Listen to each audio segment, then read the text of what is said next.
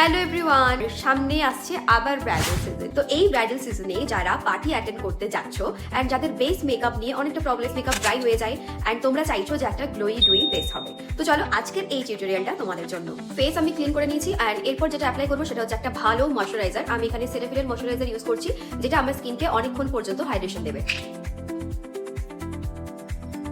তো এরপর যেটা আমি ইউজ করবো সেটা হচ্ছে এমব্রয়ডারিজ। এটা হচ্ছে ময়শ্চারাইজার প্লাস প্রাইমার।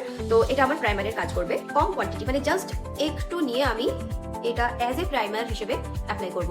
তোমরা চাইলে কিন্তু এটার অল্টারে কোনো ক্রিম বেস প্রাইমার ইউজ করতে পারো, বা যে গ্লো প্রাইমার গুলো হয় সেগুলো তোমরা ইউজ করতে পারো।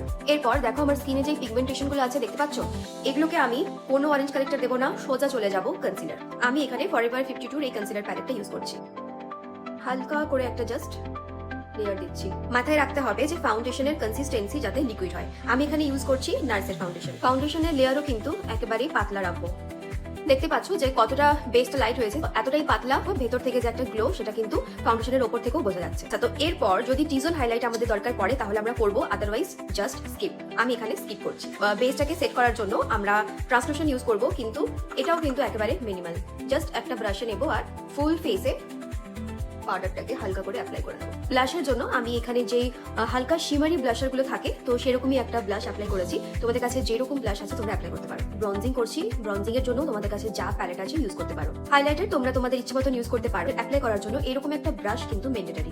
বেস মেকআপ কিন্তু আমার ডান হয়ে গেছে, আর এখন তোমরা দেখতে পাচ্ছ যে এর গ্লোটা কিরকম ভাবে পুরো স্কিনটা গ্লো করছে। একটু একটু এখনো বাকি আছে, ফিক্সার দেবো, আইব্রো এন্ড আই মেকআপ করে ফাইনাল রেজাল্ট তোমাদের সাথে শেয়ার করছি। তো আই মেকআপ এন্ড আইব্রোজ আমি করে নিয়েছি, কোনো আইল্যাশ আমি লাগাইনি, জাস্ট মাস্কারা লাগিয়েছি। আর এরপর হচ্ছে পুরো মেকআপটাকে সেট করার পালা।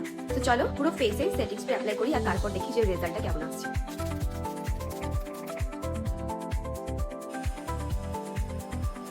ওকে, তো এটা হচ্ছে ফাইনাল রেজাল্ট। আমাদের যে গ্লোই ডুই বেস মেকআপ আমি দেখালাম, আমরা দেখতেই পাচ্ছ যে কতটা গ্লোয়িং এন্ড ডুই একটা বেস হয়েছে। একটুও হেভি বেস কিন্তু নয়, আর প্রচন্ড গ্লো করছে স্কিন। তো শুধুমাত্র কিছু প্রোডাক্ট জেনে নিয়ে সেটা অ্যাপ্লাই করলে কখনোই কিন্তু একটা ভালো বেস মেকআপ আমরা অ্যাচিভ করতে পারি না।